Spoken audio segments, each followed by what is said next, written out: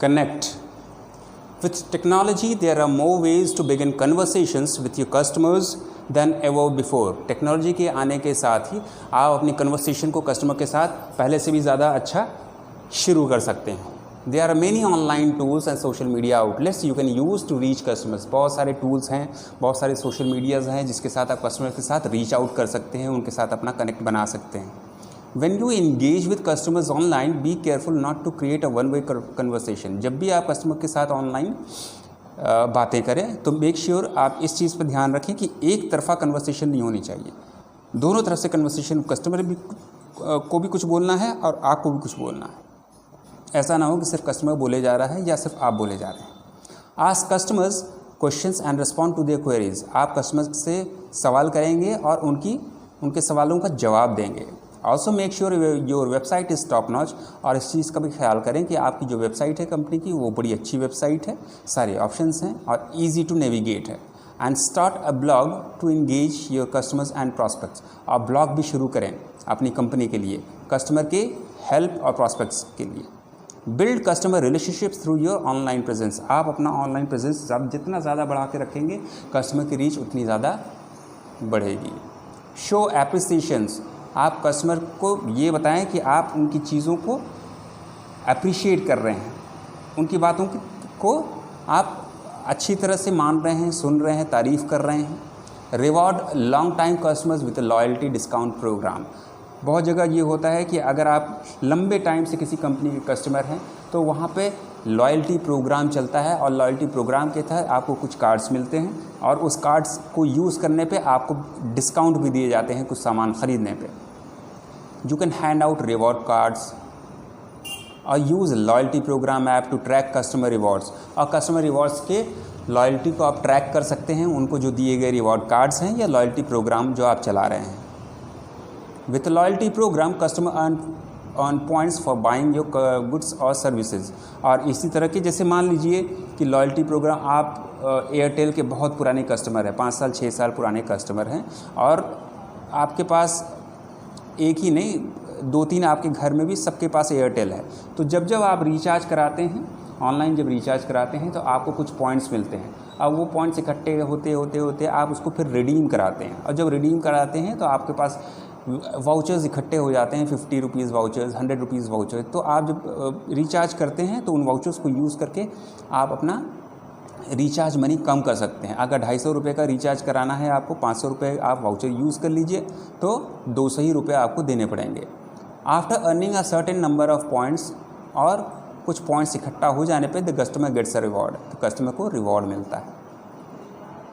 For example you could reward a customer with a discount on the next purchase. ये कभी कभी होता है कि आप अगर कुछ सर्टेन अमाउंट 5,000 10,000 का सामान अगर ख़रीदते हैं तो आपको कुछ डिस्काउंट कूपन वगैरह मिलता है, वाउचर्स मिलता है. वो आप नेक्स्ट परचेज़ पे अगली बार जब शॉपिंग करने जाएंगे तो उस पर यूज़ कर सकते हैं. Resolving a customer issue. Customer issue को रिजॉल्व करना, उसको सोल्यूशन प्रोवाइड करना.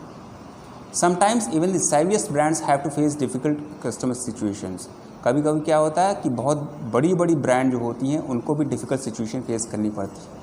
When a customer contacts your company with a complaint, it's absolutely essential that your agents be trained to handle the situation in a way that calms and satisfies the customer. कभी भी customer जब complaint लेके आपके पास आता है, आपको call करता है, तो ये बहुत ज़रूरी हो जाता है कि आपके जो भी ट्रेनर, आपके जो भी एजेंट हैं, वो उस सिचुएशन को बहुत अच्छे से कामली और हैंडल करें और कस्टमर को सेटिस्फाई करें.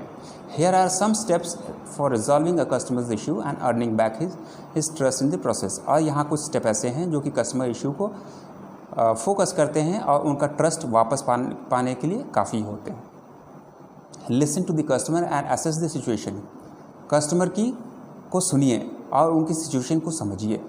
If a customer makes contact on a real-time channel such as voice or live chat, the agent should allow him to explain the problem before apologizing and offering a solution. आप apologise और solution पहले offer मत कीजिए, पहले आप customer की बातों को सुनिए. अगर वो वॉइस कॉल कर रहा है या लाइव चैट कर रहा है, ठीक है, अगर आप पहले ही आप सॉरी बोलना शुरू करेंगे वो और गुस्से में आ जाएगा. तो पहले आप सुनिए. Listen to the customer. This shows the customer respect and allows him to explain pertinent details that will help the agent find a resolution. इस तरह से कस्टमर को आप रिस्पेक्ट देते हैं और फिर बाद में उनके सोल्यूशन को आप उनको सोल्यूशन प्रोवाइड करते हैं।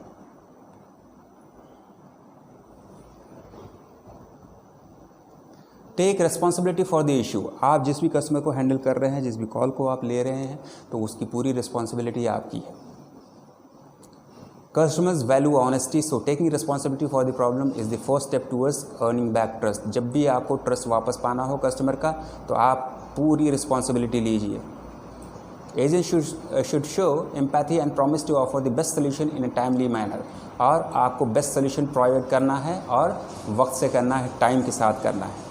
Training agents to develop their soft skills is important for such a situation. और सॉफ्ट स्किल्स भी आपके पास होनी चाहिए। टेक्निकल स्किल्स तो है ही आपके पास, प्रोसेस ट्रेनिंग स्किल्स तो है, साथ में आपके पास सॉफ्ट स्किल्स भी होनी चाहिए। प्रॉपर लैंग्वेज यूज़ करना है, आपको जेन्युइनली रिस्पेक्ट करना है कस्टमर को। ये सारी चीज़ें जो है रिस्पॉन्सिबिलिटी के अंडर आती हैं। Reassure the customer bye describing the solution. आप जब भी सोल्यूशन देंगे कस्टमर को, आप उसको रीएश्योर करेंगे कि आप जो सोल्यूशन प्रोवाइड कर रहे हैं वो उनके लिए हेल्पफुल है और बेस्ट।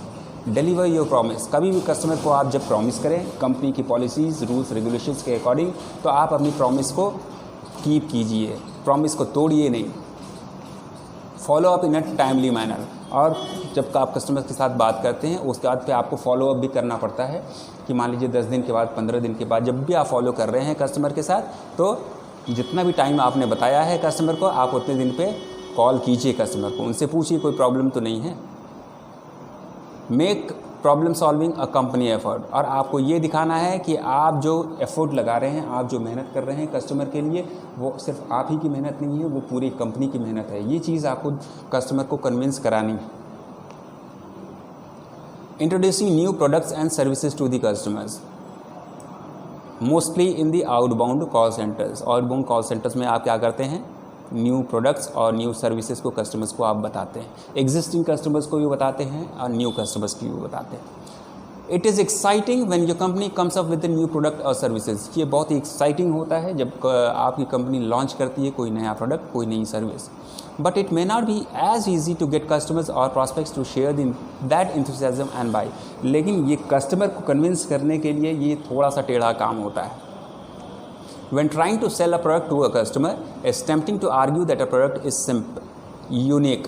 देखिए, कभी भी आप अपने प्रोडक्ट को जब बताएंगे कस्टमर को कि ये हमारा प्रोडक्ट नया है, लॉन्च हुआ है, तो कस्टमर को ये बताना कि हमारा प्रोडक्ट क्यों यूनिक है, क्यों सबसे अलग हटके है, ये चीज़ थोड़ी सी प्रॉब्लमेटिक होती है, लेकिन करना तो है।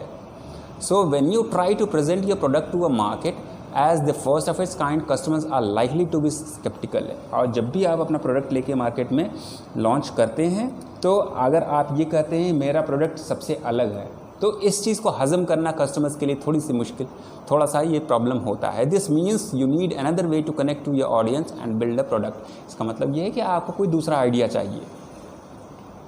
Regardless if you are freelancer, online merchant or brick and mortar business, introducing a new product or service is crucial for your business growth and profitability। और क्या है, इंट्रोड्यूस करना नए प्रोडक्ट को, सर्विस को बिज़नेस के लिए, आपके बिज़नेस ग्रोथ के लिए और प्रॉफिटेबिलिटी के लिए बहुत इंपॉर्टेंट होता है। देखिए, ऑनलाइन मर्चेंट क्या होता है, जैसे Amazon.com है, ये ऑनलाइन है। आपको कोई चीज़ चाहिए, आपको ऑनलाइन जाके देखिए, आपको चीज़ पसंद आ जाती है, आप पे कर देते हैं और उसके बाद सामान आपके घर पहुँच जाता है। ब्रिक एंड मॉर्टर क्या होता है, जो ऑफलाइन होता है। आप किसी भी दुकान में जाते हैं, उससे कहते हैं भाई कपड़े दिखाओ, जूते दिखाओ, वो आपको दिखाता है, आप उसको छू सकते हैं और उसको फील कर सकते हैं। फ्रीलांसर, जो वो ऐसा बिज़नेस होता है जैसे फेरी वाला हो गया, ये फ्रीलांसर हो गया। इस तरह के बिज़नेस को हम फ्रीलांसिंग बिज़नेस कहते हैं। However, introducing a new product और सर्विस इज़ एन इन्वेस्टमेंट। ये एक तरह का इन्वेस्टमेंट होता है कभी भी आप नए प्रोडक्ट या सर्विस को लॉन्च करते हैं तो। One that requires careful planning, जिसमें केयरफुल प्लानिंग की ज़रूरत होती है, एंड ऑर्गेनाइज करने की ज़रूरत होती है। If you want launch to be successful, अगर आप चाहते हैं कि मेरा नया प्रोडक्ट जो है वो सक्सेसफुल हो, तो केयरफुल प्लानिंग कीजिए उसके लिए और उसको ऑर्गेनाइज कीजिए properly. There is always the possibility that the new product और सर्विस विल फेल।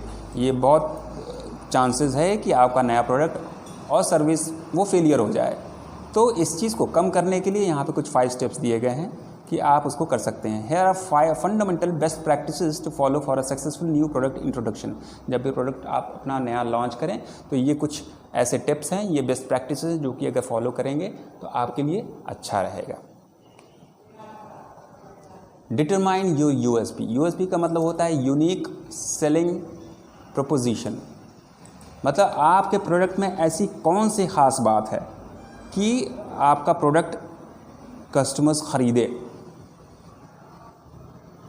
मान लीजिए कि आपके घर में किचन में एक तवा है जो लोहे का है, एक और तवा है आपके पास जो एल्युमिनियम का है, और अभी मार्केट में नया एक तवा आया है जो कि नॉन स्टिक है, और आपने उस तवे को, आप कोई बिज़नेस कर रहे हैं, आपने उस तवे को लॉन्च किया, तो अगल बगल के जितने लोग हैं, जितने आपकी ऑडियंस है, आप उनको क्या बताएंगे कि ये नॉन स्टिक तवा जो है इसका फ़ायदा क्या है। आप उन लोगों को ये बताएंगे कि ये तवा कभी भी खाने को जलाता नहीं है, कोई खाना इस तवे को पकड़ता नहीं है, या और इसमें कम तेल यूज़ होता है। तो ये चीज़ हम इसकी यूएसपी कहेंगे कि वो जो नॉन स्टिक तवा है उसकी यूएसपी क्या है, वो कभी भी तवे के साथ लगता नहीं है खाना, और इसमें तेल बहुत कम यूज़ होता है। तो आप जब मार्केट में उतरेंगे अपने नए प्रोडक्ट नॉन स्टिक तवे के साथ, तो आप यही बताएंगे कि ये तवा है, दूसरे तवे की तरह नहीं है ये, इसमें 2 फीचर्स हैं। एक तो ये नहीं लगता खाना, इसमें चिपकता नहीं है खाना, जलता नहीं है, और दूसरा फीचर ये है कि इसमें बहुत कम हमें तेल यूज़ करना पड़ता है। तो ये आपका यूएसपी हो गया। इसी तरह हर प्रोडक्ट का कुछ ना कुछ यूएसपी होता है, एक नई चीज़ होती है जिसको लेकर के आप बेचते हैं। Successful products almost always have one thing in common, they have an attractive unique selling proposition. Successful products जो होते हैं उनका कोई ना कोई यूएसपी ज़रूर होता है। There is something about it that makes it stand out from the competition. वो कॉम्पिटिटर्स जो होते हैं उनसे अलग हटके आपको खड़ा कर देती है, and compels customers to choose it over something similar, और उनको ये लेने पे मजबूर भी कर देती है। Figuring out what makes a product special ahead of its launch is essential. और जब भी आपका प्रोडक्ट लॉन्च हो तो इस चीज़ के बारे में अपने पब्लिसिटी में ज़रूर बताएं कि ये प्रोडक्ट का यूएसपी क्या है। You need to know why someone would want to buy your product instead of competitors. आपको ये भी बताना ज़रूरी है कि आपका प्रोडक्ट वो क्यों लें। दूसरे का प्रोडक्ट तो ले रहे हैं, लेकिन अब आपका प्रोडक्ट क्यों खरीदें, ये क्वेश्चन आप पूछेंगे। Is it simpler to use, क्या मेरा प्रोडक्ट आसान है यूज़ करने के लिए। Is it a better value, क्या ये बेटर वैल्यू का है, जो प्राइस मैंने जो कॉस्ट इसकी रखी है क्या वो सही है। Does it offer feature that similar products don't, क्या मेरे प्रोडक्ट में वो सारे फीचर्स हैं या उससे ज़्यादा फीचर्स हैं जो और दूसरे मार्केट में प्रोडक्ट हैं। If you can't pin point a USP odds are your products not ready for the launch। अगर आप कोई फीचर एक्स्ट्रा नहीं बता पा रहे हैं अपने प्रोडक्ट में, इसका मतलब कि अभी आपका प्रोडक्ट लॉन्च होने को तैयार नहीं है, कुछ एक्स्ट्रा फीचर आपको ऐड करने पड़ेंगे। Something has to change to give your product a unique edge, कुछ ना कुछ तो आपको अलग हटके अपने प्रोडक्ट में डालना ही पड़ेगा। And your target audience a reason, उनको एक वजह देनी पड़ेगी, अपने कस्टमर्स को आपको एक वजह देनी पड़ेगी कि क्यों वो ख़रीदें। Don't make the same mistake, बार बार किसी एक मिस्टेक को मत दोहराइए। Ensure your product not only has a unique selling proposition but a useful selling proposition also. तो यूएसपी ही सिर्फ ना हो आपके प्रोडक्ट में, बट यूजफुल भी हो। Once you know what this is, your next job is deciding how you are going to articulate it to your target audience. एक बार आपने ये डिसाइड कर लिया तो अब आपको बताना है, आर्टिकुलेट करना है, इस चीज़ की पब्लिसिटी करनी है, इस चीज़ की मार्केटिंग करनी है। Typically your USP forms a core part of your marketing materials and strategy. उसके बाद मार्केटिंग की आप स्ट्रेटजी अपना सकते हैं, सेल्स स्ट्रेटजी अपना सकते हैं। You use it to help inform your brand messages. Brand messages में आप इन्फॉर्म टैगलाइन बना सकते हैं, उसकी एडवर्टीजमेंट दे सकते हैं, ऑफलाइन हो ऑनलाइन हो किसी भी तरह की। डिफ़ाइन योर टारगेट ऑडियंस, अपने ऑडियंस को डिफ़ाइन कीजिए कि आपका जो प्रोडक्ट है वो प्रोडक्ट आपने किन लोगों के लिए बनाया है। एज हो सकता है टारगेट ऑडियंस आपका, हो सकता है आपने यंगस्टर्स के लिए, जवान लोगों के लिए बनाया हो सकता है मिडिल एज के लिए बनाया हो सकता है ओल्ड एज के लिए बनाया हो सकता है आपने अपना प्रोडक्ट गर्ल्स के लिए बनाया हो सकता है बॉयज़ के लिए बनाया हो सकता है स्कूल गोइंग स्टूडेंट्स के लिए बनाया हो सकता है आपका प्रोडक्ट होम मेकर के लिए हो, हाउस वाइफ के लिए बनाया हो सकता है आपका प्रोडक्ट स्पोर्ट्समैन के लिए हो। किसी तरह का भी आपको अपना टारगेट ऑडियंस डिफ़ाइन करना है कि ये मेरा प्रोडक्ट किन लोगों के लिए है, ये टारगेट ऑडियंस मेरी क्या है। Before launching a product you not only need to know why someone would buy it but who would buy it. आपको सिर्फ यही नहीं बताना है कि क्यों ख़रीदे, बल्कि कौन ख़रीदे मेरा प्रोडक्ट, ये भी डिफ़ाइन करना है। Make a point of describing your target customer, आपको ये डिफ़ाइन करना है कि टारगेट कस्टमर कौन है, और in as much detail as possible, और पूरी डिटेल में। ये दिस माइट इंक्लूड, देखिए एज के हिसाब से आपकी टारगेट ऑडियंस हो सकती है, जेंडर के हिसाब से मेल फीमेल के हिसाब से, लोकेशन के हिसाब से ज़मानिया के लिए है, वाराणसी के लिए है, लखनऊ के लिए है मेरी ऑडियंस कौन है, जॉब रोल के हिसाब से कौन किस तरह का काम कर रहा है, फार्मर है या ब्लू कॉलर जॉब के लोग हैं, वाइट कॉलर जॉब के लोग हैं, डिफेंस के हैं, बैंक के हैं, किस तरह के लोगों के लिए। डिस्पोजेबल इनकम की क्या है, मान लीजिए कि आपकी मंथली इनकम जो है 15,000 है तो 15,000 वालों के लिए बनाया है। अगर मान लीजिए 30,000 किसी की है तो उनके लिए बनाया है, या 50,000 जिसकी सैलरी है महीने की तो आपने उन लोगों के लिए बनाया है। तो डिस्पोजेबल इनकम के हिसाब से लाइकली पेन पॉइंट्स, और आपके जो पॉइंट्स हैं जो पेन आपको दे सकते हैं, आप उन पॉइंट्स को भी देखेंगे। आपकी हॉबीज़ के हिसाब से आप बना सकते हैं, आपकी हॉबीज़ क्या है, जो भी आपकी हॉबीज़ है, राइटिंग है मान लीजिए, तो आप अपनी राइटिंग के हिसाब से क्या करेंगे, आप अपना प्रोडक्ट लॉन्च कर सकते हैं एक बुक के फॉर्म में, क्यों जो लिखते हैं वो पढ़ते भी बहुत ज़्यादा हैं। फैमिली लाइफ, फैमिली के लिए आपने बनाया है अपना। वेबसाइट्स दे विज़िट, और जो वेबसाइट है बहुत ज़्यादा टेक सेवी हैं उनको। सोशल मीडिया साइट्स दे यूज़, कौन कौन से सोशल मीडिया साइट्स हैं, वहाँ से आप देख सकते हैं ब्राउजिंग हिस्ट्री की, ये किन किन साइट्स पे जाता है, क्या क्या देखता है, तो उसके हिसाब से आप अपना प्रोडक्ट को लॉन्च कर सकते हैं। Unfortunately, while there are plenty of tools to help you understand a company's existing customer base, painting a picture of an audience that exists only in theory is much more difficult. Theory में ये बहुत difficult होता है आपको मालूम करना कि आपके टारगेट ऑडियंस क्या है, लेकिन प्रैक्टिकल जब आप जाएंगे तो प्रैक्टिकल में दूसरा ही सीन होता है। Get your whole teams buy in, आप कोशिश कर सकते हैं कि आपकी जो पूरी की पूरी टीम है, आप वो प्रोडक्ट को एक बार देखे, एक बार समझे, एक बार यूज़ करें।